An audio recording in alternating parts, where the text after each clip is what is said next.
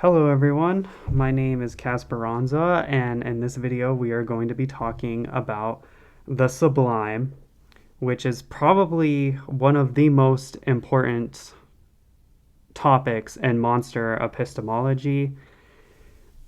It's a cornerstone, it's a foundation. You definitely want to pay attention to this episode. It is a foundational episode, and when working on doing research for this topic, it made it very clear for how I want my monster epistemology book to go.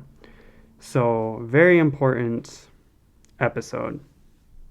And I want to start with a story. So, I got into a car crash in 2020, and I talked about it in one of my videos quite a while ago, about 4 years ago, November 3rd, 2021.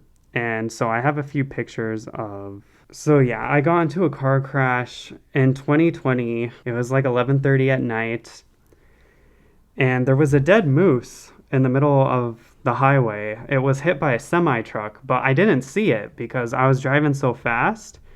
And so by the time I saw it, it was too late. I hit the moose, I flipped over, and my car skidded on the asphalt for probably like 5 seconds. It was like, and when I was in the car upside down, I was just like, can this please stop? Like, when is this going to end? I couldn't believe how long I was. It was almost like a plane landing or taking off. You know how when the plane lands, it's like, that's what it felt like. And it was going for a really long time. And finally, my car stopped and I was upside down.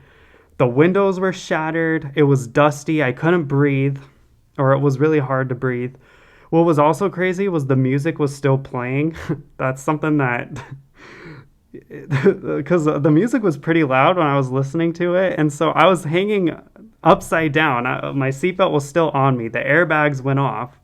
And this music, the song was still playing. So I immediately turned it down. But when I went to go turn it down, it turned up because I was upside down. So like I got confused. So I turned it up when I meant to turn it down. And the song that was playing was Song of Imaginary Beings by IMX, which is kind of funny. It's not a happy-go-lucky song. It's actually a very intense and serious song, so it was almost kind of fitting. So, yeah, I was upside down. My next thought was, am I going to get hit in my car while upside down? Is someone not going to see me and hit me after I didn't see the moose and hit the moose? Thankfully, I didn't get hit. I was perfectly fine, too. And this is what was so crazy, and this is what I would call a sublime experience. Because when I got out of my car and looked at it, a part of me couldn't believe that I survived with no scratches, my body, I had some whiplash, but I survived a car crash. And this picture, this was after it was pushed off the road by a huge truck. I think like a dump truck like pushed it off. Well, not a dump truck. I don't know. But so this is like the after effect. And I took this picture. There are more pictures. And it's just sublime. Like, how did I survive that? How am I not dead? How does a human being survive something like that? And when I was contemplating this, I felt terrified, but I felt safe at the same time. Like I wasn't shaken, I wasn't over dramatic, I wasn't crying, I was just kind of like in awe of the fact that I survived because I wasn't harmed in this car crash. So this is the feeling that I want to talk about today. Talking about the sublime. And before I get into it, I want to show you a kind of ladder, because the sublime is not something that it's not an everyday experience. It's something that takes it takes a lot of work. Not a lot of work like hard labor, but to get there, it takes a lot. on your mind. And so if you think about awe and wonder, it's kind of this idea of expanding your mind. Your mind is it's opening up to the world. So when your reason is stretched, we call that wonder. When you discover a new idea or you indulge your curiosity, that's when you're wondering about something. When you ask a question, you're like, this is very interesting, and you kind of go all over the place with your wonder. Awe is when your reason is stretched to the edge. So when you're in awe of something, when you can't believe something, that is when it's like your reason is starting to reach a point where it's not just asking a question and opening up your mind. It's starting to get to a point where you don't know what to think about it. You don't know how to handle it. You don't know how to deal with it. It's starting to reach a point where it's almost shattering your mind. And when the awe is cut short really suddenly, that's when we have weird, strange, and unusual things. So you know how when you see like a nerd or an incel, he's kind of strange. He does some weird stuff over here. We're kind of in awe of him. And then our mind we wrap our head around it, and it's like, oh, that's just some weirdo. He's not that important. I don't need to pay attention to him. Or just unusual things like you slip and fall for a second and then you start walking again. And it's the same with humor. Humor stretches a category of your reason, and then there's a relief or a snap or a punch at the end. So your reason is being stretched, and then it collapses, and you're back to normal. While when your awe is sustained, so when you reach a point where you're at the limits of your reason and it's sustained, and you're at this peak and you're holding on to it, and it's not deflated with humor, I would say you have too much awe. It's awful. And I think that is what the sublime is on this step ladder. It's a lot of awe, and it's sustained, and it's held. Because you can also go overboard. Because when you go overboard, that's when you're terrorized. That's when you're in terror. That's when you're afraid and you run away. So if you're at the highest you can get without running away from something, at the highest awe, that's the sublime. Like after getting into a car crash, for me, for example. And so when you keep pushing up against the limit of your reason, that's what it's like to feel the sublime. And it's empowering. It elevates us. It's kind of like a special moment where we face a monster before we die. And it's when reason still maintains superiority at the limit. So our mind isn't broken and shattered. We still have control over it. Because if our mind was broken and shattered, we'd run away from it. And so the next thing I want to talk about, that's a basic overview. But we can go in much greater depth when discussing the sublime. And there's two philosophers that really, really tackle this subject. The first one is Edmund Burke and Immanuel Kant. And for this episode, I felt like I don't really need to talk about Burke for a couple of reasons. He points out the basic idea that the sublime is a terror at a safe distance. So you can't be killed by the thing that you're afraid of because there's a distance behind it. And he talks about a kind of sensory, or he talks about what you really feel in the body. And that's important, but I think Kant does a better job or makes it more interesting because he picks up where Burke left off, and he provides a more cerebral or a kind of intellectual explanation for what happens in your head when you experience the sublime. And Kant makes it very clear that the sublime happens because of your consciousness. Like the limitation of your consciousness, especially when we're thinking about monster epistemology and the limits of reason, Kant is very important here. Kant is kind of like the backbone of what I'm talking about. So Kant breaks up the sublime into two different kinds. The first kind is the mathematical sublime and the dynamic sublime. And he talks about this in a book he wrote called The Critique of Judgment. And he talks about it for about 30 pages. So it starts down here. It starts on around page 100 and it finishes at 130. I actually read this text, which was pretty difficult and confusing to read.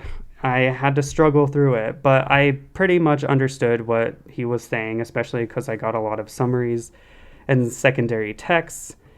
And again, he breaks it up into two things. And the first one is the mathematical sublime. So it's the limit of our imagination when it comes to size, number, and quantity. And he talks about this in section 25. Incomparable magnitude reveals the limits of how we normally see reality. Perspective or a sweet spot stretching our own minds, just barely failing to grasp. So, and then he gives the example of the pyramids. So we're talking about really, really big objects, and we have examples. So he mentions the pyramids. He also mentions space in the Milky Way galaxy. He also talks about mountains. Mountains are a very good example of a sublime. When you're at the top of a mountain peak, or when you're looking up to the mountains are so big as a quantity in their size, and you're so small as a body, that it gives you this sublime experience. There's so much awe as you gaze up to the mountains or on top of the mountains and you look around. Our imagination fails to grasp the object, but our reason can grasp it conceptually, both crushing and elevating at the same time. It's like a ping pong back and forth. Therefore, the sublime is relative because it's based on the mind. So different beings, different consciousnesses experience different sublimes. But you could say all human beings experience the mathematical sublime in the sense that when we gaze up to the stars or look up to the mountains, we all feel small, because what Kant is talking about is like there's this scaling up within our heads. There's a ping pong effect.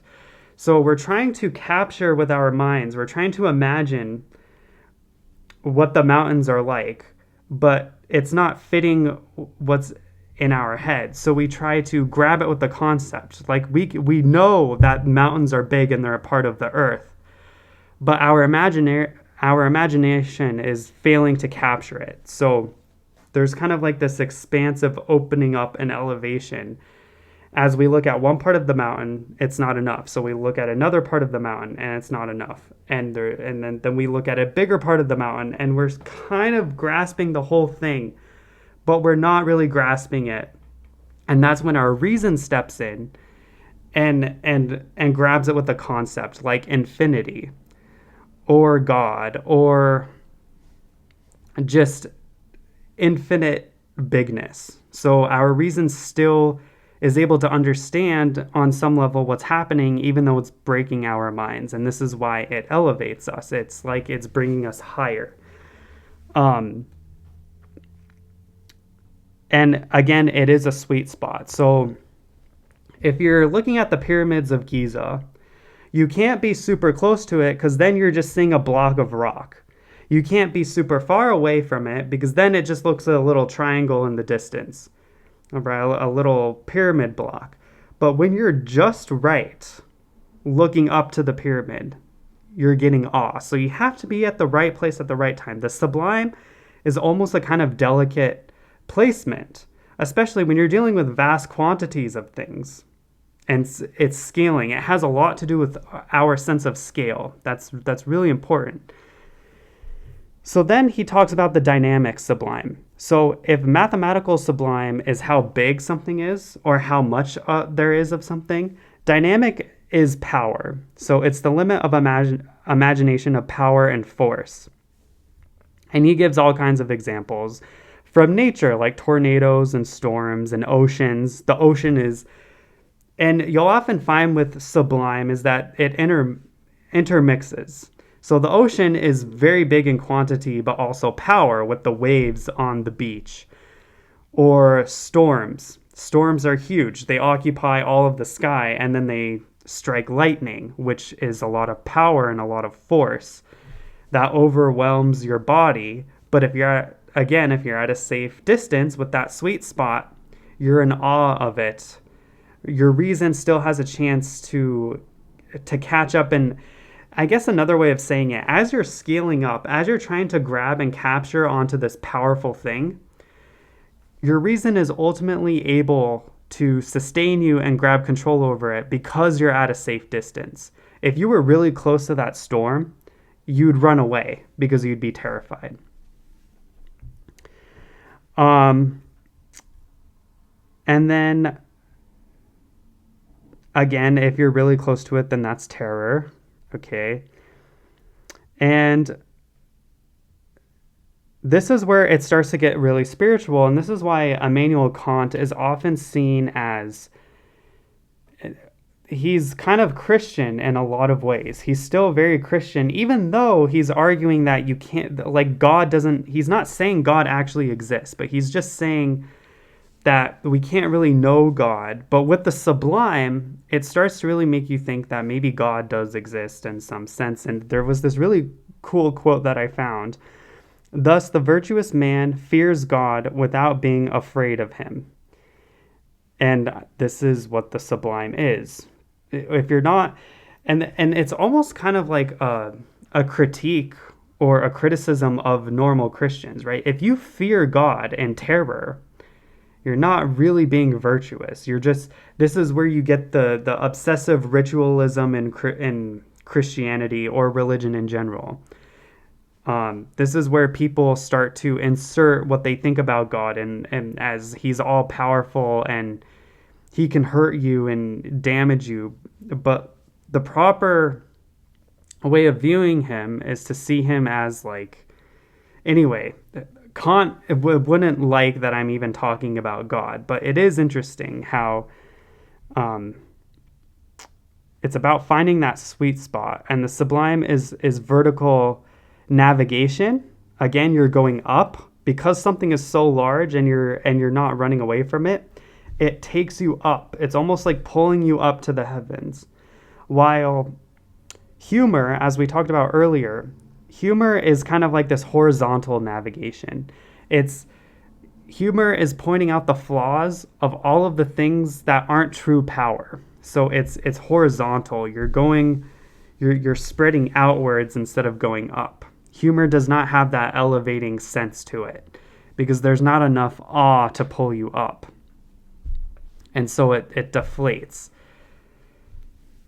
And then Kant talks about how the uncultivated and uncultured are people who are not moved by the sublime. So there's a kind of, I don't want to say elitism, but it makes a lot of sense, right? Because people who can't, I mean, think about the sublime experience. Think about getting in a car crash. I mean, these are life-changing moments. These are very powerful, uplifting moments if you can experience the sublime.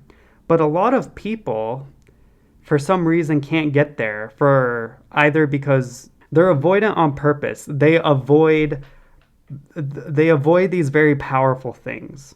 They avoid the mountains. They avoid storms. Or these people cower in front of storms and they don't take the time to truly try to grasp it. And so they never feel the sublime. And in my opinion, I think about this as defense mechanisms, where you are a very healthy person or a higher-minded person when you're able to feel the sublime, because you're able to sustain the awe without running away from it. You're able to protect yourself enough. You have enough mental fortitude or body fortitude to experience these powerful things without being crushed by them. You're able to face the void without running away from it. You're able to think about death long enough without it destroying your life. You're able to contemplate the depth of reality without it overwhelming you. While people who have bad defense mechanisms, what they end up doing. So if you have this sublime experience and you're an unhealthy person, you run away in terror before, even though you're not in danger. You project onto it. You think God is talking to you, so it's revelation. You project onto it, so you over idealize it. You say, "This is my Lord and Savior, this mountain," or you demonize it. You think it's horrible and ugly, or it's going to destroy me. So there's this imbalance of this inability to really see the void for what it is. This very powerful reality in front of us that you're not taking seriously. You're either ignoring it or you're being overwhelmed by it, and you're not just taking it in for what it is. And in my opinion, the person who is able to experience these sublime moments, and it reminds me of this painting. So it reminds me of this painting that is very much painting that is often paired with Nietzsche or Nietzsche's Superman, where you see this guy standing on top looking at all of nature, right? He's feeling the sublime, in my opinion. I think this is a sublime painting. And think about it. When you're standing on top of a mountain or on top of a peak, you're standing above. You're super. You're up. You're above. You're the Übermensch.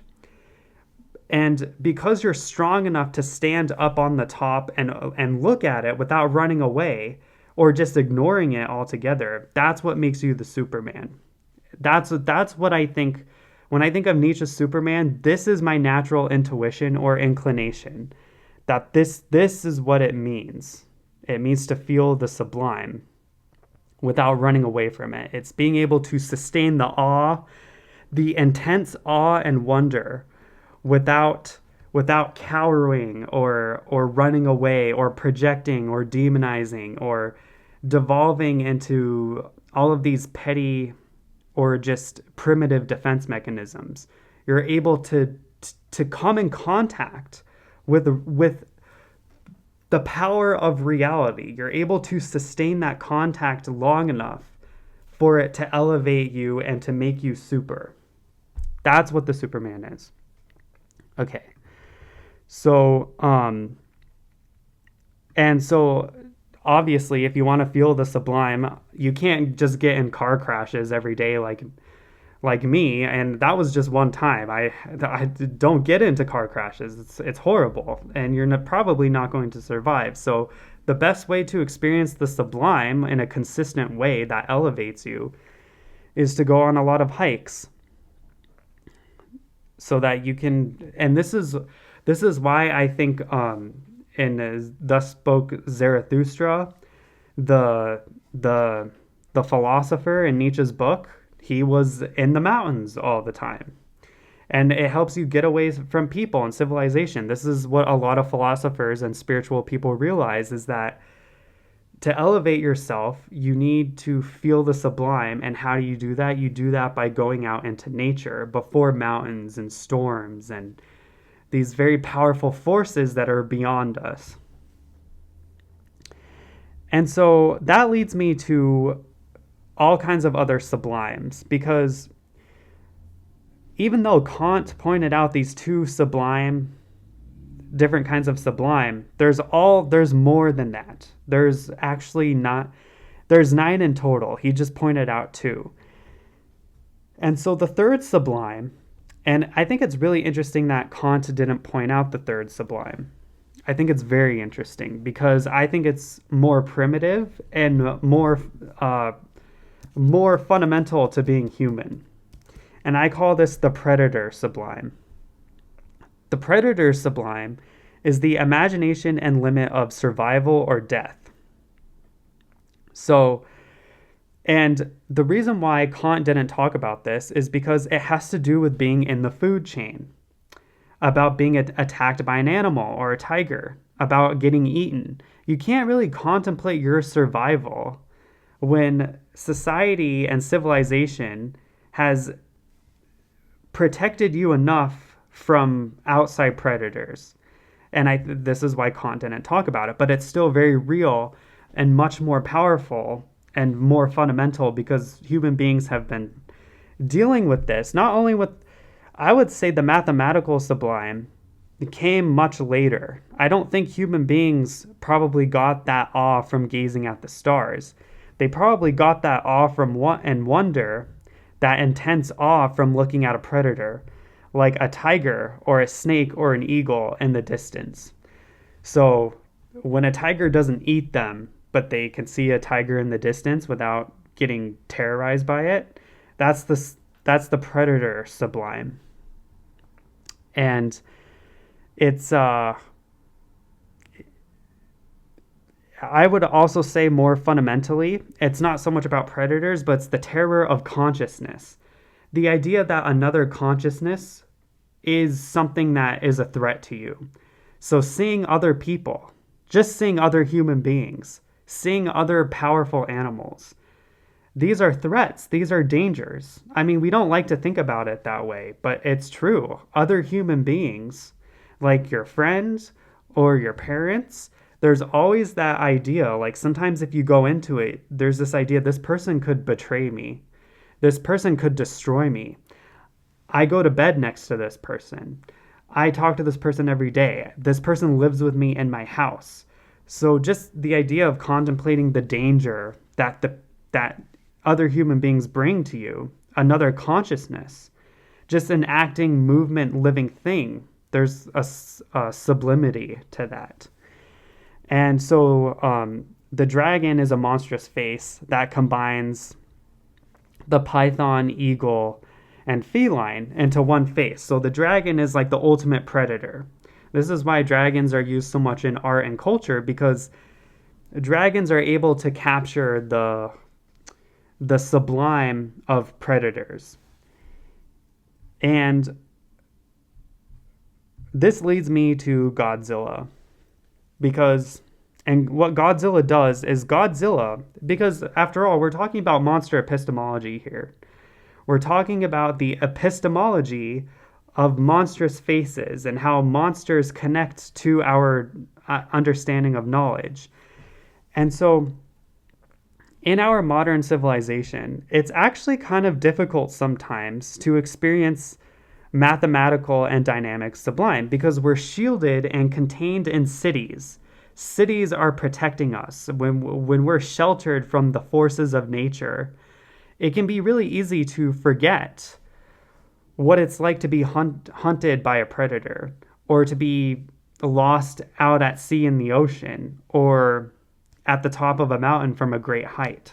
We can forget about that.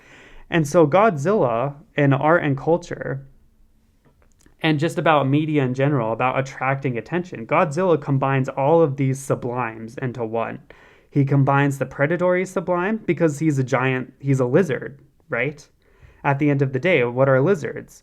Lizards are predators. They're reptiles. Reptiles, for thousands of years, ever since humanity was a thing, reptiles were threats to human beings. But Godzilla also is mathematical, because he's gigantic. He is absolutely just, you can't really comprehend him in your mind. That's why he induces so much awe and wonder. And then finally, he is dynamic because he's super, super powerful. He can tear buildings down. He can shoot cosmic fire out of his mouth. So Godzilla in art and culture is a reminder. He's grabbing our attention. He's pointing us back to the sublime, that our cities, our human day-to-day stuff, day-to-day life will always be small and always at the mercy of these powerful forces of nature. And Godzilla represents all kinds of other stuff, but that's essentially what Godzilla is. He is the monstrous face of the forces of nature.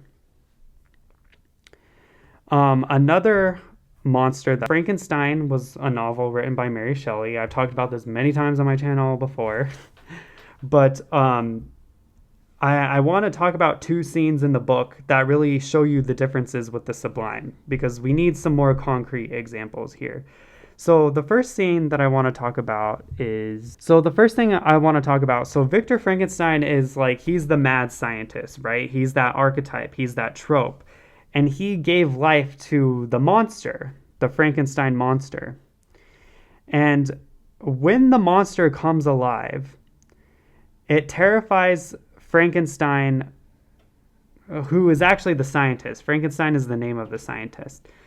So the scientist that births the monster is so terrified by what he created that he runs away. So that is not the sublime. That is when the monster is way too close to you. It is way too close. You're terrified. You run away. You don't have the power to face it. And this suggests that the sublime is something you work up to, right? You start out with awe and wonder. Then you get into humor a little bit because it's a little bit too much. But finally, you get to a point where you're sustaining that awe. And in the book, there's another scene where Frankenstein, the scientist, actually comes face to face with the monster. And before he comes face to face with the monster, he travels and hikes through the mountains. He's exposed to crystal lakes. He's exposed to lightning storms. He's exposed to the peaks of the mountains. And all of this scenery in the book is to kind of capture the sublime, to really show you, to really evoke the sublime, as Immanuel Kant explains in his book, The Critique of Judgment. So that when you actually meet a monster like Frankenstein's monster, that's what it's like when you come face to face with a monster. It's like staring up to the mountains. And it's very interesting how Victor Frankenstein is, carrying a torch, and that's for other videos. But when they come face to face, it's a very sublime moment because you're staring terror, you're staring death in the face. I mean, the monster's literally, the undead come to life. So you're staring death in the face and you're not running away from it. You still have the strength, this kind of Superman strength to face what's in front of you. So that's essentially what the sublime is.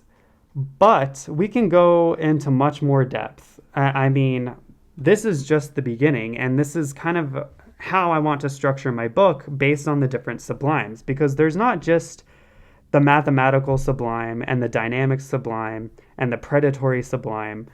There's the uncanny sublime that Freud talks about. There's hauntology, which is the sublime of time, and Derrida talks about this. There's the sublime of indifference that Lovecraft talks about. There's abject sublime, which Kristeva, which is another great philosopher. I don't know much about her, but she goes very much into this. I'm excited to read what she has to say, which is the sublime of horror. Then there's systematic and abstract sublime.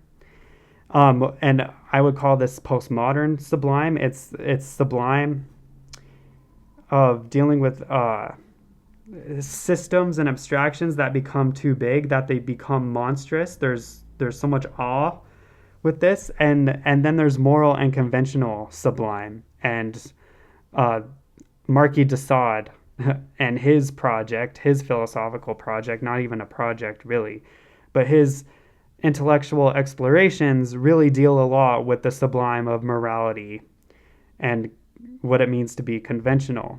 So there's 9 different sublime types, and I'm thinking about organizing my book based on and having chapters or sections based on these sublimes. And again, this is what makes it such a core and powerful subject and a cornerstone of monster epistemology. Because if monsters are just faces that are the limits of reason, and the sublime is what you feel when you come across these limits, that explains why the sublime is such an important topic. So in my next video, I'm going to go through all of the different types of sublime in more depth. And I'm going to do a video on each of these different types, because this video itself is already getting pretty long. But I just want to leave with this. Also politics, which is the anti-sublime. But I just want to leave with this. Why does the sublime matter? The sublime matters because it exposes the limits of our reason, which is the main thesis here, and it humbles us in a way that elevates us spiritually. And it stops us from becoming monsters ourselves, if you think about it. Like my last video was on envy. And if you notice, Immanuel Kant is talking about scalings. Like with the sublime, you'll notice it's about how the scaling of our categories. Like if you look at a scale from smallest to largest, or from this to this, there's a sense of ranking and categorizing things, and organizing things from least to greatest. But with the sublime, our ability to organize and categorize things falls apart. It falls away. It elevates us to such a degree that our human scales really don't matter that much anymore, or you see the scales in perspective. And so it goes back to what I said about envy in my last video. When you envy someone, it's based on a human scale. It's not a real scale. And when you're envious, you're like this monstrous kind of human being. Envy can make you do a lot of horrible and damaging things. But when you experience the sublime, it elevates you to such a degree that envy goes away, because you're not comparing yourself anymore to other human beings, because the sublime forces you to compare yourself to reality itself. It forces you to compare yourself to things that are so beyond your comprehension that comparison itself within a hierarchy that was human made seems almost kind of a waste of time, or not as important as you think it is. It blows your mind apart that it makes you healthy. That's why the sublime is so important, just for envy, but also just in general. I think it's the closest that we can get to something that is meaningful, true, or real. If you really want to feel the truth or experience life for what it is, you have to have that sublime feeling, in my opinion. And it's the source of all life and goodness and a life well lived. People who don't experience the sublime, people who don't have these experiences, and we all have these experiences at some point, and that's why we forget them. We forget these experiences. Like I forget that I was in a car crash sometimes. And that's what monstrous faces are for. That's why monsters like Godzilla exist, so that he points our attention back to the sublime. He's showing us that there are powerful forces out there that we shouldn't ignore. We should pay attention to it. And I almost like to think of it as being in contact with God. When you're experiencing the sublime, it's not so much like a revelation or like God is speaking to me, but I feel like if you're a religious person or a spiritual person, this is the closest that you can get to being a spiritual person, in my opinion.